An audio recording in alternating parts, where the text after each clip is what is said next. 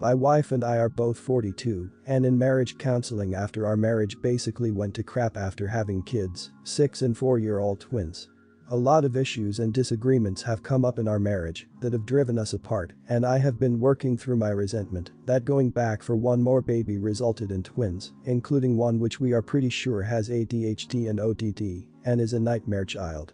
Our counselor asked me if I would have children if I had to do it all over again, and I said honestly, no.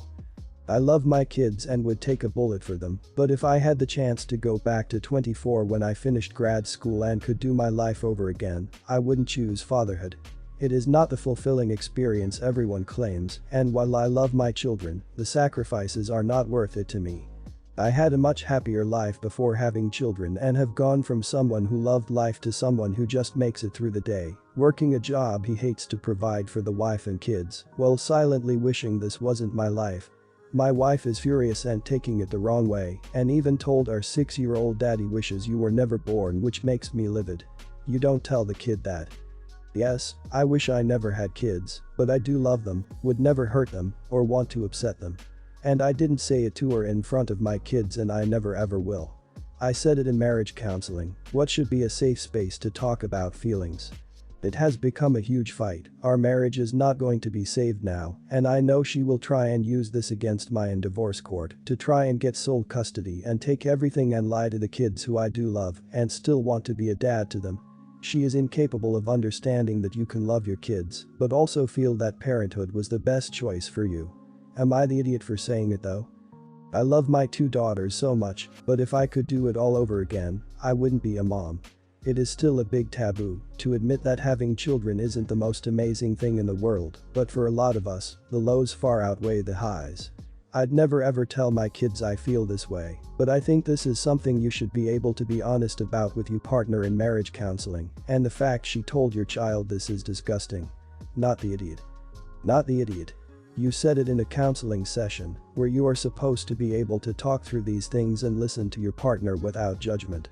Your wife was majorly in the wrong for taking a comment out of the session and telling a child. If she didn't understand how you meant it, she should have discussed it further in the session. This is so sad. I'm so sorry. You're not the idiot at all. A lot of parents feel exactly this way, you love your kids, but you regret having them. That's pretty normal, and so is the guilt associated with that feeling. You're doing the right thing by going to marriage counseling, and I suggest going to individual counseling as well. Your wife should not have ever said that to your child. I doubt they'll ever forget hearing that. I, 39, lost my mother 3 weeks ago. She suffered from diabetes and it made her life difficult. I took care of her while working and raising 2 kids. My dad is alive and is in good health. He got separated from my mom and married my stepmom. I have a 29-year-old half-brother who has his own family. My half-brother and I grew up together. I spent years with him. He's always been my dad's favorite, maybe cause he's the youngest. We don't see each other that much because of his behavior, but my dad always tries to get us to stay in touch. Half-brother came to the funeral to show support. He didn't come to me personally to extend his condolences until later. First thing he told me was that he would have probably lost it if that was his mom. I was shocked, but I let it go for the sake of everyone. He saw my kids and said that I shouldn't have brought them to the funeral or let them feel anything. But this is their grandma. He really expected me to hide grandma's death from them. My wife was staring in shock. He then joked about diabetes and insulin with someone when he was sitting near me, saying people who no longer have to deal with this expensive disease were lucky.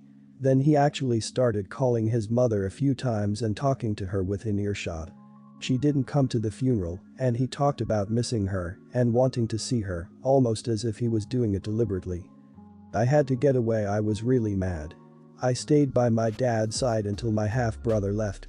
A week later he visited me saying my dad told him to check on me if I needed anything. He just sat in the living room and talked about his mom. I visited mom, I had dinner with mom, I'm spending this Christmas with mom, etc. He then brought up my mom's house and said I needed to sell it and asked how much I thought it cost. He talked about selling my mom's house that still had furniture and her clothes in it. I lost it and I yelled at him for saying inappropriate things when things were still raw. He acted shocked and confused, saying I was lashing out of grief, but still that didn't excuse my behavior. I ended up kicking him out of my house after we had a huge argument.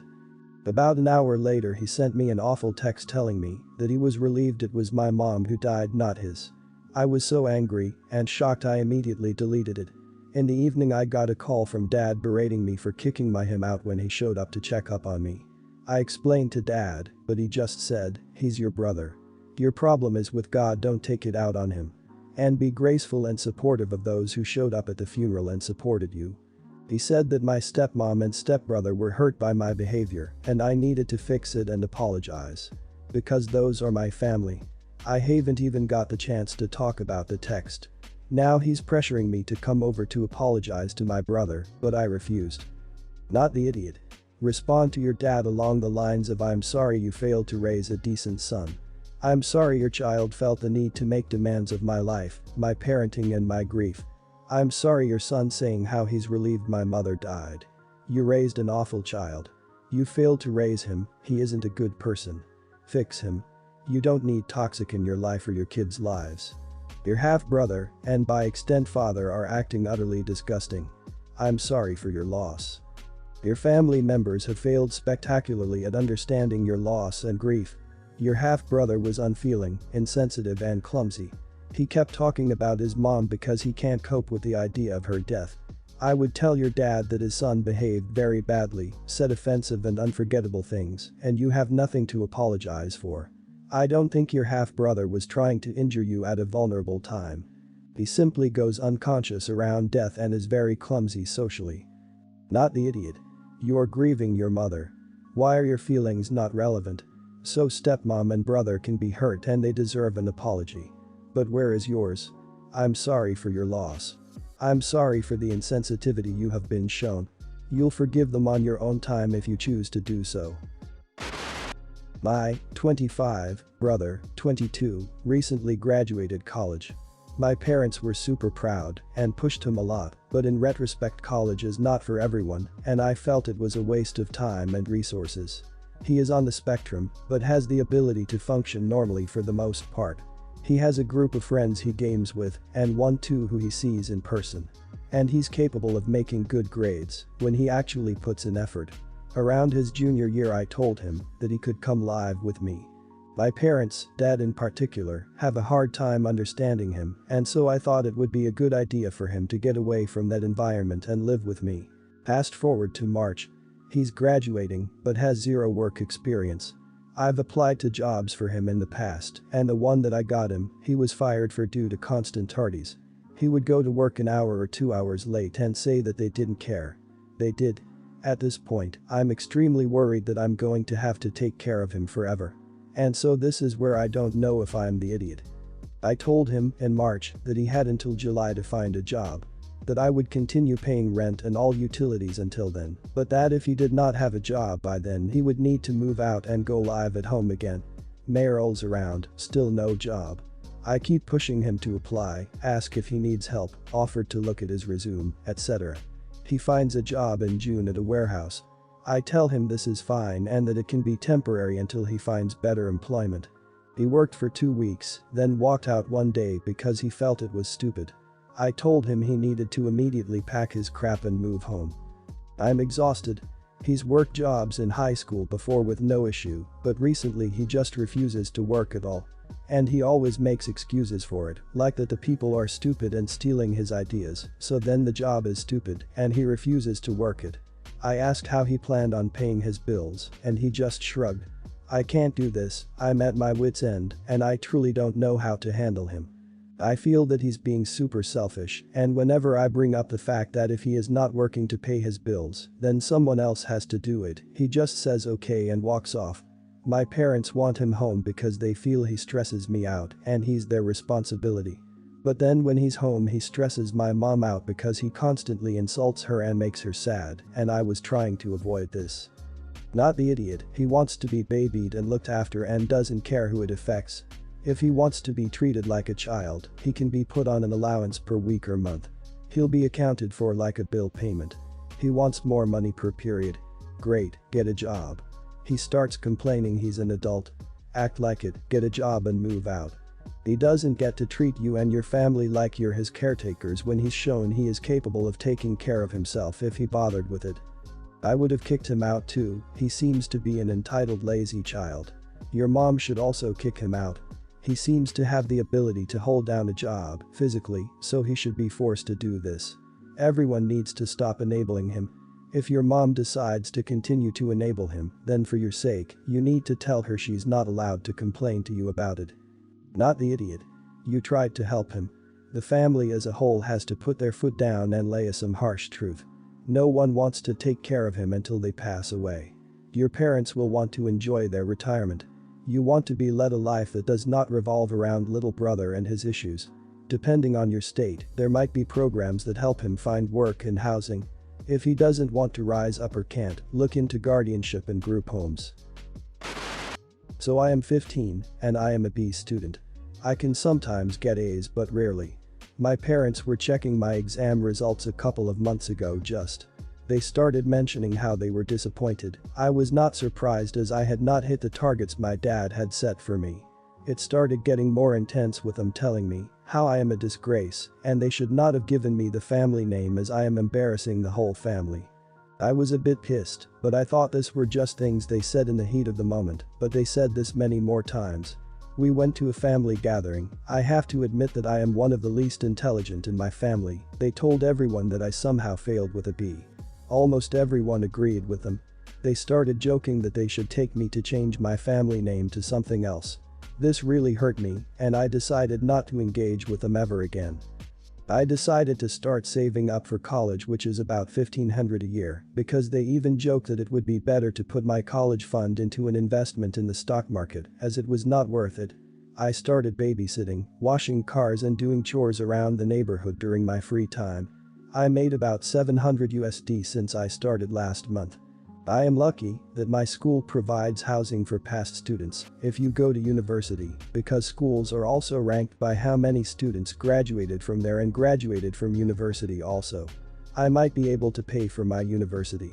Since the comments they made, I have not made small talk with them. I refuse to spend time with them.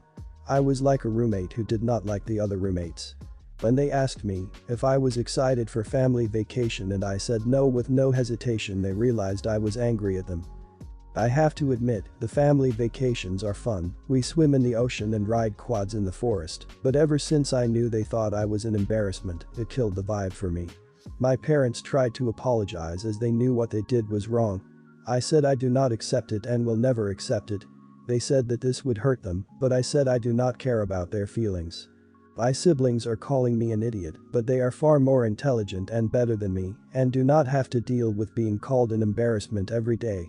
I am wondering if I am the idiot, as I respect my siblings and their opinions have a lot of value to me. So, am I the idiot for telling my parents I do not care about their feelings? Not the idiot. My dad has straight up told me multiple times while drunk, even in front of my girlfriend, that he believes I'm going to 100% fail college and drop out like his niece and nephews. Well, my sister will be so successful she'll be able to hopefully give me a job one day. Don't give in. Keep working hard, prove those idiots wrong, and make your own future. Maybe one day you should make amends, but not until they take back what they said and never say it again. Not the idiot. What your parent said is unacceptable. No parent should ever say that about their child. Your siblings are either so conditioned to this type of abuse that they don't see how terrible it is, or not so much smart as they are compliant. Either way, you aren't going to be able to value their opinion on this particular situation because they don't see the abuse for what it is. Not the idiot. I would also recommend getting a legal name change once you're old enough. They don't deserve you, sweetie. Have you considered looking into therapy and support groups? There is the Mom for a Minute sub for those who can't go to their moms, and a lot of other resources. Build a family that loves you and forget about the blood relatives that obviously only care conditionally. 12 years ago, my ex and I went to court for custody of my son.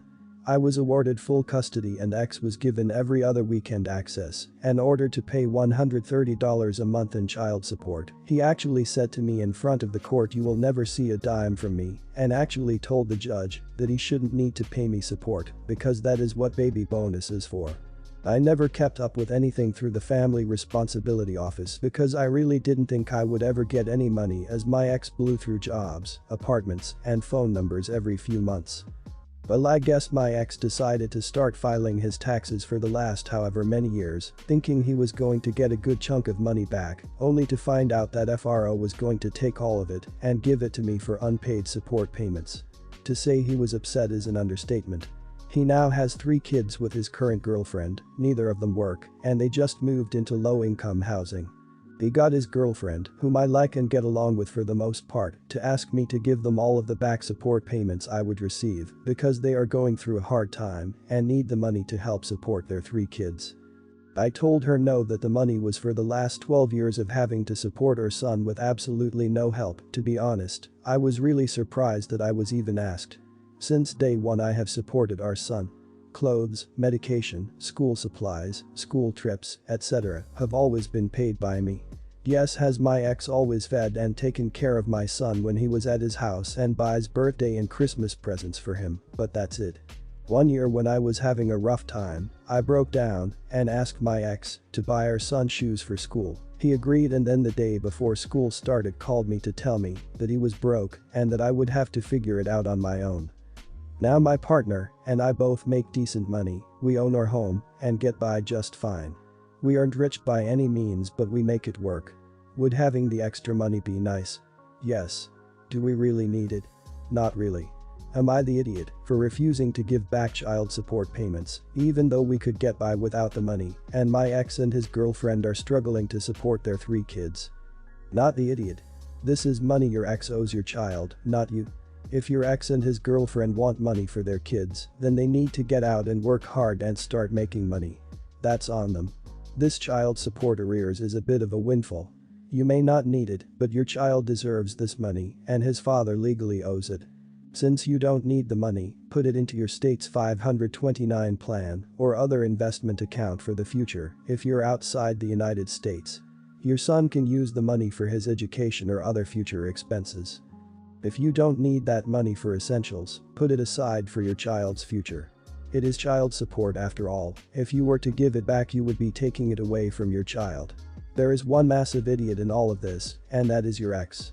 I feel very sorry for his girlfriend and 3 other children, but not enough to suggest you take this away from yours. Not the idiot.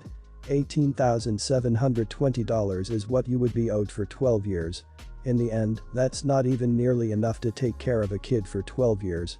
The amount of stress, anxiety, sleepless nights you've had to endure raising this kid without his help. Kids grow fast, eat a lot, have hobbies, everything costs money. Hell no, you're not an idiot. He better keep paying child support as well now. Just because he has 3 other kids gives him no right or excuse to neglect his first child.